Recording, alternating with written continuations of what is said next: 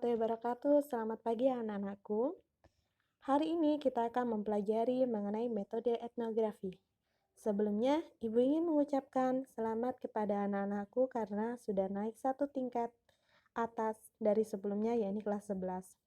Nah, metode etnografi adalah salah satu materi yang akan dipelajari di kelas 11. Karena ini merupakan core atau inti dari antropologi, pelajaran antropologi. Jadi ketika kita mengatakan bahwasanya dia dijadikan sebagai seorang antropolog, maka dia sudah menghasilkan sebuah karya. Nah, karya ini biasanya dalam suatu bentuk penelitian, di mana penelitian itu biasanya dalam bentuk penelitian etnografi. Oke, coba kita lihat slide selanjutnya. Oke, slide selanjutnya ini adalah gambar salah satu suku bangsa yang ada di Indonesia. Dimana kalau kita lihat, dia tidak menggunakan alas kaki. Kemudian dia jauh dari teknologi. Kira-kira kalau kita melihat ini, kita langsung merujuk pada salah satu suku bangsa mana coba? Oke, adalah suku bangsa Baduy yang hidupnya di Banten, di mana dia memang jauh dari namanya teknologi, tidak menggunakan transportasi dan sebagainya. Jadi misal kadang kita melihat ada suku Baduy yang ada di ibu kota maupun dia jalan di luar wilayahnya, di mana dia membawa makanan dan sebagainya tapi tidak menggunakan alas kaki. Kemudian gambar kedua, kita bisa melihat ada gambar di mana anak-anak menggunakan perahu untuk pergi ke sekolah. Nah, ini adalah gambar dari suku Bajo. Suku Bajo itu terletak di wilayah Sulawesi. Nah, suku Bajo ini terkenal dengan salah satu suku yang ada di Indonesia di mana dia hidupnya di atas permukaan air laut. Jadi, intinya dia dengan kerumunannya, dengan kelompoknya membuat rumah di atas permukaan air laut, sehingga mereka juga terkenal suku sebagai suku nelayan yang bisa menaklukkan air dan sebagainya, kayak gitu. Jadi beberapa tadi ada suku Baduy, kemudian di sini ada suku Bajo. Selebihnya kalian bisa melihat di internet bagaimana informasi mengenai kedua suku tersebut. Oke. Dari beberapa gambar tersebut, kita bisa melihat bahwasanya ada pola-pola kehidupan, perilaku yang berbeda dari kedua suku tersebut. Nah, dalam antropologi, kita bisa mempelajarinya lebih detail ketika kita belajar yang namanya etnografi. Jadi sebenarnya apa sih Bu etnografi? Oke, kita belajar dari dasar dulu. Kalau untuk minggu selanjutnya kita akan belajar lebih detail. Jadi kita pengenalan dulu apa sih etnografi itu.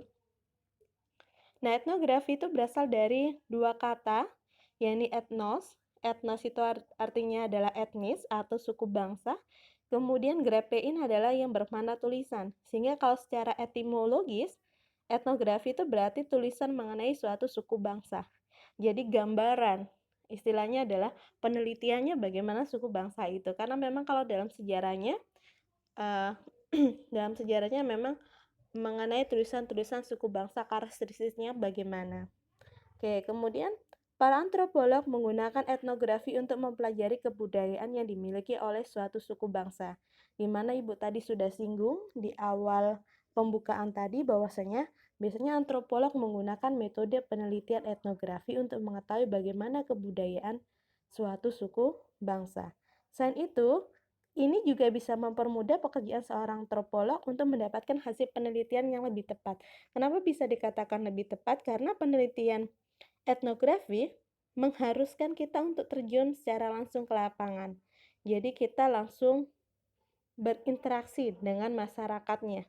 Jadi bukan hanya mengenai kita mencari tahu informasinya lewat perpustakaan, tidak. Jadi kalau dalam penelitian etnografi, kita diharuskan terjun langsung ke lapangan, mengetahui bagaimana kehidupan aslinya. Bahkan kita akan belajar bagaimana dari kehidupan dari mereka tersebut. Kayak gitu. Sehingga dalam penelitian etnografi ini biasanya membutuhkan waktu yang lama.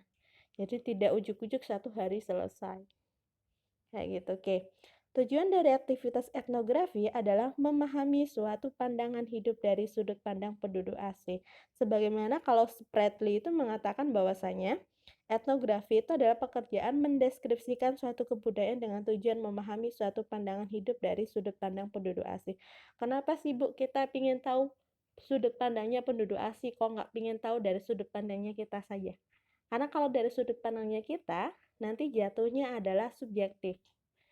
Yang ingin kita ketahui adalah bagaimana masyarakat atau suku bangsa itu memaknai kehidupannya mereka mengenai kejadian-kejadian yang ada dalam lingkungannya.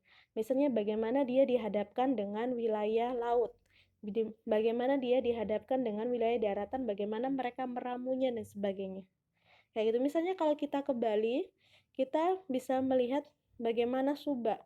Jadi bagaimana masyarakat Bali mengolah sawahnya gitu ya, modelnya seperti terasiring tapi bisa menghasilkan atau padi yang sangat unggul dan sebagainya. Atau misalnya lagi bagaimana kepercayaan masyarakat suku Bali. Ini sangat berbeda dengan kepercayaan masyarakat suku Jawa. Berbeda lagi dengan kepercayaan masyarakat suku Minang. Kayak gitu. Jadi kita akan mengetahui bagaimana pandangan hidup merekanya. Jadi dari sudut pandang hidup mereka. Kayak gitu. Ini penting nggak Bu? Penting, karena ketika kita sudah mengetahui pandangan hidup mereka, ini akan bermanfaat ketika kita bergaul atau berinteraksi dengan mereka. Kayak gitu. Nah, sehingga penelitian etnografi itu melibatkan aktivitas belajar mengenai dunia orang yang telah belajar dengan cara yang berbeda. Karena tadi saya bilang bahwasanya masyarakat itu sifatnya adalah heterogen, bukan homogen. Sehingga kita ingin mengetahui bagaimana sudut pandang mereka aslinya bagaimana, kayak gitu. Jadi etnografi tidak hanya mempelajari masyarakat, tetapi lebih dari itu, etnografi kita belajar dari masyarakat. Nah, pentingnya dari itu, Nak.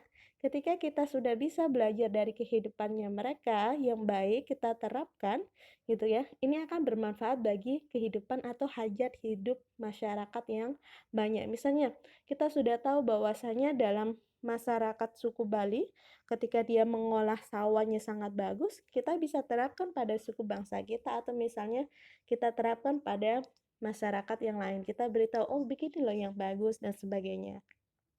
Kemudian bagaimana mereka, misalnya dalam suatu suku bangsa yang lain, bagaimana mereka bisa menaklukkan laut dan sebagainya. Sehingga mengapa dalam salah satu suku bangsa ada yang disebut dengan sebagai seorang hero-nya, pahlawan nelayan dan sebagainya. Jadi banyak hal yang bisa dipelajari dari etnografi. Nah, peranan penelitian etnografi adalah satu yang jelas adalah memahami kebudayaan yang sangat kompleks. Karena kebudayaan itu sifatnya tidak homogen, tidak sama, tetapi berbeda-beda. Itu ya. Orang suku Jawa berbeda dengan suku Sunda. Orang suku Jawa berbeda dengan suku Tengger, berbeda dengan suku Madura, berbeda dengan suku Osing, dalam hal kepercayaan masing-masingnya. Gitu ya. Kita berbeda kepercayaannya misalnya menanggapi suatu mitos. Misal katakanlah hal yang paling mudah ketika terjadi namanya gerhana bulan, gerhana matahari dan sebagainya, bagaimana masyarakat Jawa menanggapi hal tersebut. Bagaimana masyarakat luar Jawa menanggapi hal tersebut. Jadi banyak hal-hal yang berbeda. Atau misalnya habis ini musimnya orang pernikahan di bulan setelah bulan besar, katakanlah kayak gitu ya. Nah, bagaimana orang Jawa dalam adat istiadatnya pernikahan, bagaimana orang Sunda ketika pernikahan, bagaimana orang Minangkabau, bagaimana orang Palembang dan sebagainya. Ini kita bisa mempelajarinya adat istiadatnya bagaimana, cara pakaiannya bagaimana, hal-hal apa saja yang harus disiapkan. Nah, sehingga kita bisa mengatakan bahwasanya ketika kita mempelajari etnografi, sebenarnya kita mempelajari sudut pandang kehidupan mereka, bagaimana mereka menyikapi hal-hal tertentu. Gitu ya. Oke, kemudian kedua yang jelas adalah bagaimana memahami perilaku masyarakat dari suku bangsanya masing-masing. Oke, itu saja materi hari ini. Tugas akan saya selipkan pada Word yang akan saya sampaikan. Jika ada pertanyaan, dengan senang hati saya menerimanya. Jika kurang paham, mohon dituliskan bagian mana yang kurang pahamnya. Oke, Mohon maaf jika ada salah kata. Selamat belajar.